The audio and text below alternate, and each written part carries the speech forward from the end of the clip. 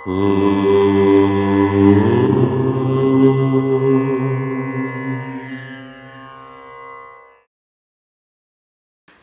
గణేశ శారదా దత్తాత్రేయ సద్గురు పరబ్రహ్మణే నమః.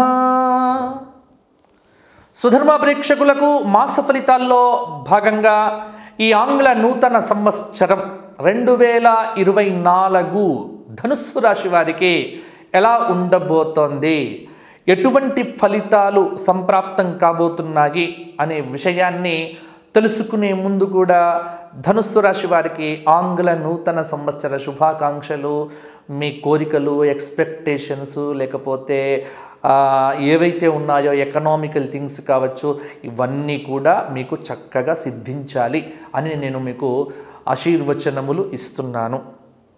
మరి ధనుస్సు రాశి అంటే మూలా నక్షత్రం 4 పాదాలు, పూర్వాషాఢ 4 పాదాలు, ఉత్తరాషాఢ 1వ పాదం కలిస్తే ధనుస్సు రాశి అవుతుంది. ధనుస్సు రాశి వారి యొక్క అదృష్ట సంఖ్య 3, ఆది, బుధ, గురువారాలు చాలా యోగదాయకంగా ఉంటాయి ధనుస్సు రాశి వారికి. మరి ధనుస్సు రాశి వారి యొక్క గ్రహ సంచారాన్ని కూడా పరిశీలన చేస్తే పంచమ స్థానంలో బృహస్పతి అద్భుతంగా ఉన్నాడు.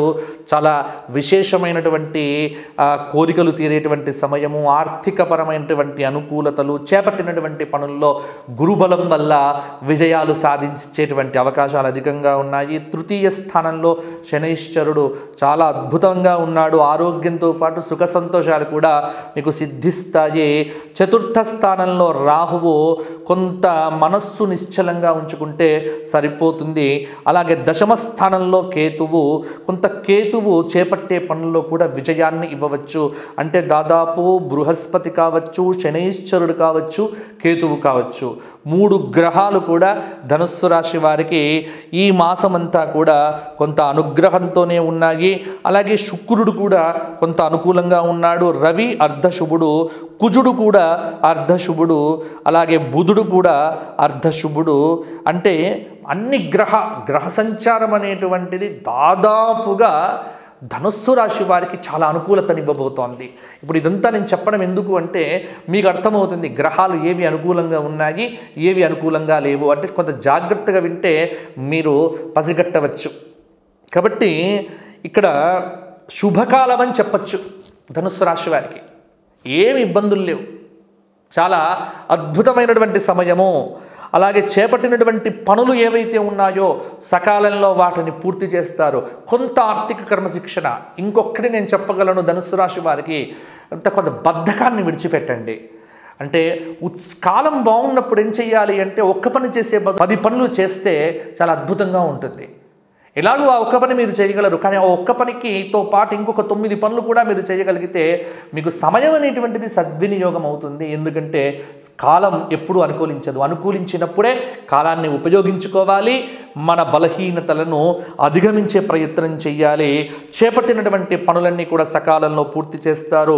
వృత్తిపరంగా, ఉద్యోగపరంగా, వ్యాపార పరంగా కూడా చక్కగా కలిసి వస్తుంది. పనులేవి కూడా ఆగకుండా చక్క అనేటువంటివి సాగిపోతూ ఉంటాయి. అనుకున్న ఆదాయం అనేటువంటిది సమకూరుతుంది. ఏదైనా పని పెట్టుకుంటే వెంటనే మీకు ఈ డబ్బు ఎలా ఉంటుంది అనేటువంటి బెంగ అవసరం లేదు. ఆ డబ్బు సమయానికి వచ్చేస్తుంది, అవసరాలు తీరుతాయి. ఒక్కటి మాత్రం నేను చెప్పగలను, మీ శ్రమకు తగినటువంటి ఫలితం మీరు తప్పకుండా పొందుతారు. అది మీకు దక్కుతుంది. పలుకుబడి కలిగినటువంటి వ్యక్తులతో పరిచయాలు, నూతన వ్యక్తుల పరిచయము చాలా బాగుంటుంది. విద్యార్థుల యొక్క ప్రతిభ పాఠవాలు వెలుగులోకి వస్తాయి. ఆగిపోయినటువంటి గృహ నిర్మాణం అనేటువంటిది తిరిగి ప్రారంభమవుతుంది. గృహ నిర్మాణ యత్నాలు కలిసి వస్తాయి. వ్యాపారాలు విస్తరిస్తారు. ఉద్యోగపరంగా హోదాలు పెరుగుతాయి. రాజకీయ వర్గాలకు కొత్త ఆశలు చిగురిస్తాయి. వార ప్రారంభంలోనే కొంత దుబారా ఖర్చులు ఉన్నప్పటికీ కూడా వాటిని సరిదిద్దుకుంటారు. ఆదాయం, ఆరోగ్యం రెండూ బాగుంటాయి. అనవసర ఖర్చులు మాత్రం కొంత ఉండేట్టుగా కనిపిస్తుంది. నూతన వస్త్ర ప్రాప్తి, బంధుమిత్రుల యొక్క రాకలతో కొంత మీకు అసహనం కూడా ఏర్పడవచ్చు, ఫ్రస్ట్రేషన్ అనేటువంటిది కూడా కొంత ఏర్పడే ఆస్కారం ఉన్నది. కానీ కాలం అనేటువంటిది బాగుంది కాబట్టి చూడండి. ఇంకొకటి నేను చెప్పగలుగుతాను ఏంటంటే, విద్యార్థులకు నిరుద్యోగులకు ఇద్దరికి సూచన ఇవ్వాల్సినటువంటి సమయం. ఎందుకంటే సమయం బాగుంటుంది కాబట్టి బాగా చదవండి, చదివి అప్లికేషన్లు పెట్టుకోండి. నిరుద్యోగులకు ఉద్యోగాలు వస్తాయి. గ్రూప్ 1 పరీక్షలు కావచ్చు, నోటిఫికేషన్లు కావచ్చు. కొంత ప్రయత్నం అనేటువంటిది చేస్తే ఉన్న సమయంలో సద్వినియోగాన్ని కనుక చేసుకున్నట్టయితే మీకు తప్పకుండా ఉద్యోగం వచ్చేటువంటి ఆస్కారం కనిపిస్తూ ఉన్నది. అధికారుల మధ్య కొంత భేదాభిప్రాయాలు పెరుగుతాయి. నిరుద్యోగులకు ఉపాధి లభిస్తుంది. తగాదాలు తీర్చడంలో కొంత నేర్పు వహిస్తారు. ఆరోగ్యం పట్ల కూడా కొంత శ్రద్ధ వహిస్తే సరిపోతుంది. అవివాహిత స్త్రీ పురుషులకు వివాహాది శుభకార్యాలు కూడా సిద్ధించబోతున్నాయి. మొత్తానికి ధనుస్సు రాశి వారికి పట్టిందల్లా బంగారం అని చెప్పవచ్చు. ఇంకా ఏదైనా బాగుండాలి అనుకునేటువంటి వారికి సుబ్రహ్మణ్య స్తోత్ర పారాయణము, హనుమాన్ చాలీసా స్తోత్ర పారాయణము, ప్రతిరోజు కనకధార స్తోత్ర పారాయణము, రామరక్షా స్తోత్ర పారాయణం కనుక చేస్తే బాగుంటుంది.